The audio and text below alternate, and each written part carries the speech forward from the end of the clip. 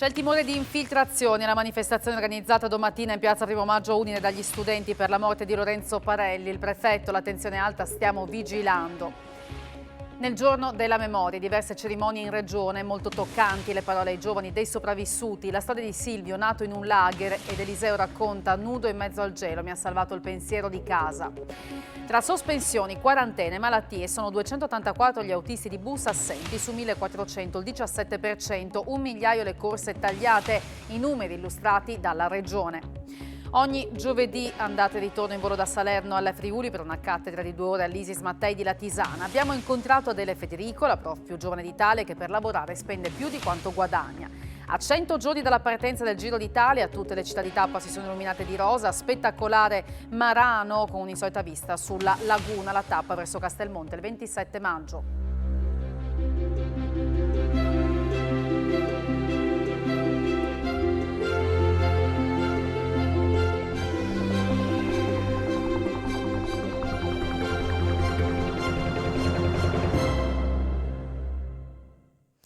Buonasera a tutti voi da Telefriuli, bentrovati all'edizione serale del nostro telegiornale. L'attenzione è alta per la manifestazione degli studenti prevista domattina a Udine per la morte di Lorenzo Parelli. Ci sono timori per l'infiltrazione di persone da altre regioni con l'obiettivo di creare danni o confusione, ma il prefetto di Udine avverte: stiamo vigilando.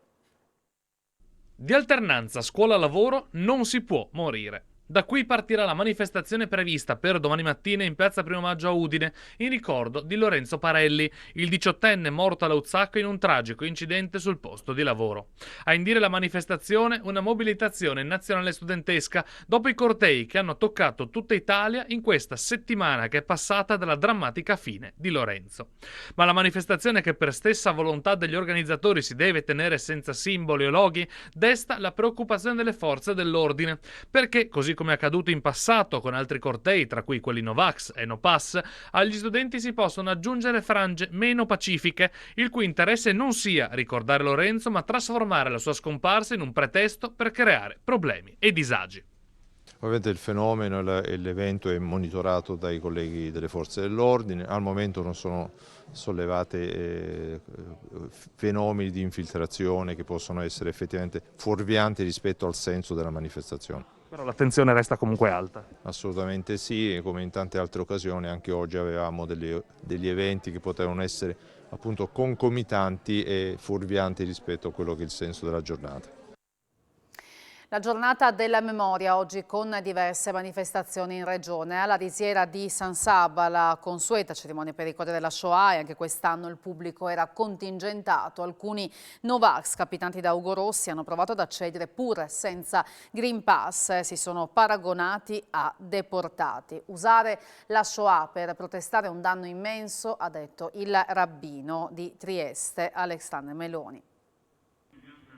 Il giorno della memoria è fondamentale, nessuno deve metterlo in discussione. Serve a ricordare tutte le vittime, non solo quelle ebraiche, ed educare, ma la memoria non si fa un giorno ma tutto l'anno per poi arrivare al suo apice. Alessandro Meloni, rabbino di Trieste, nel suo intervento alla risiera di San Sabba ha voluto ricordare l'importanza del 27 gennaio. Il sindaco Roberto Di Piazza ha evidenziato che non deve diventare un giorno in bianco e nero, ma deve essere un faro. Sempre il primo cittadino ha anche incontrato una delegazione di arcichei, inizialmente non invitata e poi invece accolta alla celebrazione, condizionata ovviamente dalle norme anti-contagio. Non è mancata la messa in scena di alcuni Novax guidati dal consigliere comunale Ugo Rossi, che pretendevano di accedere senza Green Pass, facendo peraltro confusione tra giorno della memoria e del ricordo, in calendario il 10 febbraio, e paragonandosi ai deportati. Il fatto di usare la Shoah per delle proteste, vestirsi da deportato, portare la stella gialla o inneggiare dicendo che siamo in un paese che vive nello stesso periodo che il fascismo, crea confusione e soprattutto crea un danno immenso, perché le cose non sono più al loro posto. Nudi in mezzo al gelo con una stanchezza infinita, e questo è uno dei principali ricordi di Dachau, di Eliseo Moro, oggi 94enne, che a Pordenone ha portato la sua testimonianza di ex deportato. A salvarmi, racconta, è stata la voglia di rivedere casa mia. L'inferno di Dachau l'ha visto con i suoi occhi, provato sulla sua pelle, quando era poco più di un ragazzo. Ne è entrato forte e sano, rastrellato come dissidente politico, è uscito che pesava poco più di 30 kg. Eliseo Moro, anche oggi a 94 anni, nel suo ruolo di presidente dell'ANED di Pordenone, ha portato ai giovani la sua testimonianza del campo di sterminio. La fame e il freddo, e ci mettevano nudi a ammazzare i pidocchi. Quello era il momento più brutto della giornata che avevamo nel campo.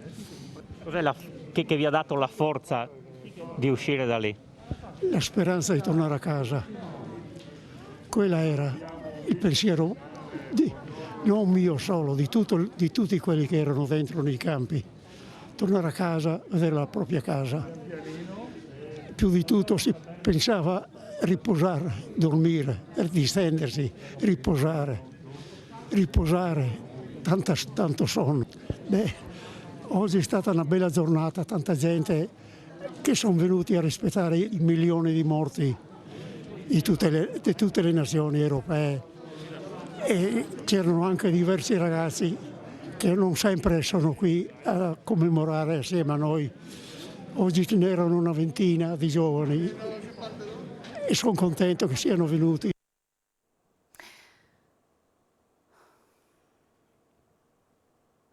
Una partecipazione commossa e tante domande hanno accolto Paola Del Din, medaglia d'oro per la Resistenza, all'evento che è stato organizzato a Udine dal Comune e dalla Prefettura. Quando dopo il 45, dopo la liberazione, siete venuti a conoscenza, si è diffusa la voce sugli americani che avevano liberato e anche i russi che avevano scoperto questi campi di sterminio, lei cosa ha pensato? Un orrore, cosa vuole che pensassi? A un certo punto, quando ero giù in Italia meridionale, io ne avevo sentito parlare, ma cosa vuole che pensassi a un certo punto, che aveva visto anche un'Italia tutta distrutta? L'Europa era così, l'importante era che gli individui riuscissero a reagire. Ha risposto con energia e spesso con il sorriso alle tantissime domande poste dagli studenti delle superiori di Udine Paola Del Din, medaglia d'oro alla Resistenza e stelliniana d'eccezione nell'evento organizzato dalla Prefettura e dal Comune insieme all'Ufficio Scolastico Regionale e proprio al Liceo Classico Stellini per la Giornata della Memoria, una testimonianza di vita più che di guerra che ha colpito i giovani ascoltatori. E proprio questo era l'obiettivo con cui era stato organizzato l'incontro, tramandare alle giovani generazioni ciò che, come ha detto il prefetto Massimo Marchesiello, riprendendo le parole di Primo Levi, comprendere è impossibile e conoscere è necessario. È stata offerta ai nostri ragazzi un'esperienza unica, perché ascoltare dal vivo una testimonianza così importante come quella della professoressa Del Din è impagabile, un'occasione di arricchimento personale. Infatti, come diceva lei giustamente, ho visto ragazzi che poi al termine della manifestazione sono intrattenuti con la professoressa perché avevano il desiderio di approfondire alcuni aspetti. E questo evento sarà trasmesso da Telefriuli questa sera a partire dalle 22 e in replica domani alle 14:30. Un'altra storia è quella di Silvio Loretti, nato il 23 dicembre del 1944 in un lager. È uno dei 30 bambini sopravvissuti fra i 3.000 messi al mondo a Kristianstad. Da anni racconta la sua storia ai giovani perché ne facciano tesoro. Silvio Loretti, nome vero ma cognome inventato, è uno dei 30 bambini sopravvissuti sui 3.000 nati nel lager di Kristianstad. Nacque il 24 dicembre del 1944, pochi mesi prima dell'arrivo delle truppe sovietiche. Fu battezzato con il nome di Silvio De Stefani il 15 aprile del 1945 nella cattedrale di Seftenberg, quando non era stato ancora disconosciuto dal padre per adulterio della madre Vesna, che originaria di Spalato lo aveva dato alla luce a 17 anni. I due coniugi erano stati deportati e separati.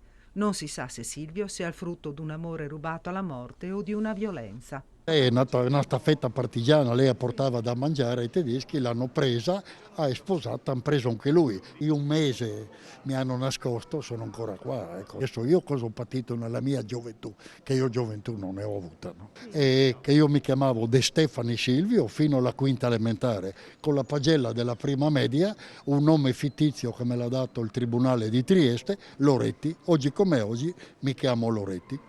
E io però fino a 22 anni ho lavorato col permesso di soggiorno come i profughi di adesso, quando ho fatto la domanda per diventare italiano, correggere l'errore, no? Perché ero apolide, ma in effetti ero cittadino italiano dalla nascita. Solo è una storia che i giovani devono saperla, che non ritorni più.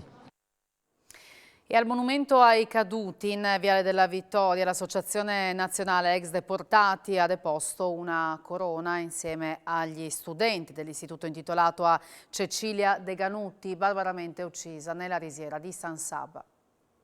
Cecilia De Ganutti, uccisa nella risiera di San Sabba. Elio Morpurgo, morto durante il viaggio verso Auschwitz. Filippo Acorinti, Alberto Babolin, Bruno Bodini, Giuseppe Cascio, Mario Comini, Antonino D'Angelo, Anselmo Pisani, Mario Savino e Giuseppe Sgroi, rastrellati in questura e morti nei campi di concentramento nazisti. Nomi e storie unite da un tragico destino a quelle di centinaia di altri friulani e giuliani, la cui vita è terminata nel tritacarne delle deportazioni delle stragi naziste e che a Udine si ricorda ogni anno con la pose di una corona monumento in loro ricordo, posto su un blocco di granito della cava di Mauthausen, in cui molti di loro vennero portati e da cui molti di loro non fecero ritorno. Come ogni anno, l'Associazione Nazionale Ex Deportati di Udine ha reso omaggio a chi non è mai tornato a casa. Abbiamo avuto anche noi delle illustri vittime qui del nostro territorio, ma soprattutto io spero che i giovani in particolare non dimenticano questi fatti, perché anche se sono passati tanti anni sono fatti molto gravi che non vanno dimenticati e vanno ricordati proprio per la loro atrocità, perché non si commettono più questi errori. L'elezione del Presidente della Repubblica, ancora una fumata nera nella votazione di oggi, servirà un'altra, la quinta, prevista per domani a partire dalle 11. Nello scrutinio di oggi, il primo maggioranza assoluta con il quorum a 505, gli astenuti, tutti di centrodestra, sono stati 441, le schede bianche sono scese 261. L'attuale capo dello Stato, Mattarella, è stato ancora il più votato con 166 preferenze, 21 in più di ieri. Dopo di lui Nino Di Matteo, candidato da Alternativa C'è dagli ex Movimento 5 Stelle al posto del giurista Maddalena, ha ricevuto 56 voti, 8 schede per Luigi Manconi, 6 al ministro Cartabia, 5 a Draghi, 4 ad Amato, 3 a Casini, 2 a Belloni, 5 le nulle, 20 voti dispersi. Intanto continuano i confronti fra i leader dei vari partiti in cerca di un nome condiviso che al momento pare ancora mancare. Domani appunto ci sarà un nuovo tentativo. Oggi in Friuli Venezia Giulia sono emersi 5.080 nuovi casi di Covid a fronte di poco più di 34.300 tamponi effettuati, 108 casi rilevati tra i dipendenti del sistema sanitario regionale, una settantina tra i pazienti e il personale delle case di riposo. 41 le persone in terapia intensiva, scendono i pazienti ospedalizzati in altri reparti a 475. Aumenta ancora il numero delle persone in isolamento che per la prima volta supera quota 65.000. Sono 11 i decessi, tra questi quello di un 67enne di Pasiano, di Pordenone, morto in casa. E il picco dei contagi pare essere superato in Friuli Venezia Giulia, emerge dall'ultimo monitoraggio di Fondazione Gimbe. Dopo 13 settimane consecutive di aumento dei contagi da Covid-19, gli ultimi 7 giorni hanno visto un'inversione della curva con una flessione a livello nazionale del 3,7%, confermata anche in Friuli Venezia Giulia. Per quanto riguarda gli ospedali, aumentano del 3% i ricoveri in area medica, mentre diminuiscono dell'1,4% quelli in terapia intensiva. Nella nostra regione il dato è stabile per le terapie intensive, 24%, mentre in leggero aumento per quanto riguarda gli altri reparti, dove l'occupazione è salita dal 34 al 37%. Aumenta in regione anche il numero dei casi attualmente positivi ogni 100.000 abitanti, passati da 4.270 a 5.240. A livello nazionale i decessi sono aumentati dell'1,2% in una settimana. È quanto emerge dal monitoraggio della Fondazione Gimbe per la settimana 19-25 gennaio. A calare è il numero dei tamponi totali effettuati in Italia. Dopo l'impennata delle settimane passate si registra un calo del 4,5%. In 51 province italiane, tutte quelle del Friuli Venezia Giulia, l'incidenza di nuovi casi supera i 2.000 per 100.000 abitanti. A Pordenone sono 2.918, a Udine 2.436, a Trieste 2.363 e a Gorizia 2.303. La Fondazione Gimbe giudica positivamente il superamento del sistema dei colori e anche la sospensione del contact tracing, considerando che con l'incidenza elevata causata da Omicron non è sostenibile né aiuta a rallentare la crescita dei casi. Sul fronte della campagna vaccinale, infine, nella settimana 19-25 gennaio si registra un crollo di oltre il 30% dei nuovi vaccinati.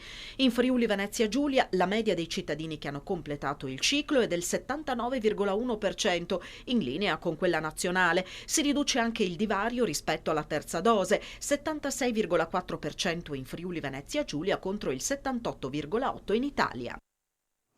Parliamo di trasporto pubblico locale in grande difficoltà in regione a causa delle assenze degli autisti che toccano il 17% e sono 1 migliaio le corse soppresse. Tra sospensioni, quarantene e malattie sono 284 gli autisti assenti su quasi 1400, il 17% in regione, e oltre 900 le corse tagliate. Sono questi i numeri che fotografano la situazione di criticità del trasporto pubblico locale, illustrati in quarta commissione dall'assessore regionale Graziano Pizzimenti, che ha sottolineato comunque l'impegno nel garantire il servizio scolastico. Sono dati importanti sia dal punto di vista del numero, ma anche degli autisti che mancano e soprattutto delle corse che vengono soppresse. Si parla di oltre 900 corse al giorno soppresse tra urbano e extraurbano e quindi ovviamente con grandi difficoltà per l'utenza. Noi abbiamo preso 137 bus in più, che sono tutti quelli che esistevano in regione e quelli che sono fuori dalle regioni limitrofe, tutte quelle che abbiamo potuto prendere le abbiamo prese. Avevamo messo e li abbiamo messi da settembre, quindi con un numero decisamente superiore alle necessità di settembre, perché immaginavamo che magari potessero, tant'è che anche adesso che ci sono delle difficoltà maggiori non sono ancora sufficienti. Purtroppo più di così non possiamo fare, non ci sono né autisti né bus, quindi questo abbiamo e questo abbiamo provato. Va leggermente meglio sul fronte ferroviario, dove su 171 macchinisti si registrano 17 assenze con 41 corse soppresse. In commissione Pizzimenti ha anche precisato che un primo provvedimento statale all'interno dello schema del decreto Sostegni-ter stanzia 80 milioni per i primi 3 mesi dell'anno, risorse certamente non sufficienti ad assicurare completa copertura. E di trasporti si parlerà questa sera dalle 21 nell'appuntamento con Economy FVG. Ci sono novità per quanto riguarda i tabaccai, che non dovranno più controllare il Green Pass all'esterno della propria ricevitoria, ma solo a campione. Il governo ha accolto le istanze della categoria presentate nel corso dell'incontro con il sottosegretario alla salute Andrea Costa, esentando i tabaccai dall'obbligo di verifica puntuale di tutti i Green Pass all'ingresso della rivendita, ma solo a campione. Siamo più tranquilli anche perché era assurdo la disposizione che era fatta all'inizio. Come vi organizzerete? Faremo chiaramente, se non c'è tanto lavoro, tanto traffico, o che non ci sia troppa gente ferma fuori dalla porta, non controlleremo. Se ci sarà meno gente controlleremo, certamente. Era proprio improponibile quello che chiedevano, sono piccole realtà, ecco adesso sono con mia moglie, ma spesso sono da solo, è praticamente impossibile uscire, controllare il cliente, poi rientrare con il cliente, poi riuscire, poi rientrare. Lavorare anche a noi tranquilli, perché se no dovevamo litigare con i clienti, perché comunque ci sono clienti che non accettano questa situazione e a me dispiace. Siamo sicuramente più tranquilli perché sicuramente gli assembramenti non ci saranno, tornerà il lavoro normale, lo controlleremo a campione, sappiamo già eventualmente chi non ce l'ha, quindi staremo attenti a chi non ce l'ha e continueremo così. 2 fratelli tunisini sono stati arrestati dalla squadra volante della questura di Udine per l'ipotesi di reato di favoreggiamento dell'immigrazione clandestina. Verso le 2 di lunedì gli agenti hanno notato un'auto con targa austriaca ferma in via l'Europa Unita, dalla quale sono scesi 2 cittadini egiziani privi di documenti appena entrati in Italia. Dall'Austria, subito bloccati, i 2 fratelli a bordo del veicolo, l'auto sequestrata, così come la somma di 865 euro trovata addosso ai passeur, probabile provento del passaggio offerto. bivacavano in un magazzino del Porto Vecchio di Trieste. Per questo motivo 7 stranieri sono stati denunciati in stato di libertà per occupazione abusiva di edifici e danneggiamento in concorso. Ad attirare l'attenzione delle forze dell'ordine l'odore di un falò e alcune transenne metalliche trovate danneggiate all'esterno di una struttura del Porto Vecchio ancora in stato di abbandono. All'interno dell'immobile gli uomini del reparto prevenzione crimine della polizia hanno trovato 5 cittadini rumeni, fra questi una donna e 2 tedeschi. Tutti sono stati deferiti alla Procura della Repubblica di Trieste. Da Salerno alla Tisana per una cattedra di 2 ore all'Istituto Mattei. Parte da qui la prima esperienza da prof della 18enne Adele Federico, originaria di Scafati, che pur di coronare il suo sogno di essere insegnante, ogni giovedì mattina arriva in Friuli in volo dalla Campania per poi tornare a casa in serata, spendendo di fatto più di quanto guadagna. Una volta alla settimana vola da Salerno a Venezia per raggiungere l'Istituto di Istruzione Statale Superiore Enrico Mattei di Latisana, dove ha un incarico di 2 ore di docente tecnico-pratico nel laboratorio chimico. Adele Federico, 18 anni, è l'insegnante più giovane d'Italia, assunta con la messa a disposizione rapida. Non le importa di dove spendere più di quanto guadagna per raggiungere il posto di lavoro. A lei interessa solo l'insegnamento e continuare su questa strada anche quando si sarà laureata in tecnologie alimentari. Parto la mattina presto, prendo l'aereo, arrivo a Venezia, faccio giusto 2 ore di pullman, una mezz'oretta a piedi e arrivo qui a scuola. Faccio queste 2 ore e poi riprendo il pullman, riprendo l'aereo e torno a Salerno verso le 10:30. Il guadagno comunque non ricopre tutte le spese. Io ho sempre avuto questa passione per l'insegnamento, infatti spero comunque l'anno prossimo di ricevere un'ulteriore chiamata e continuare comunque questo mio percorso, lo spero tanto.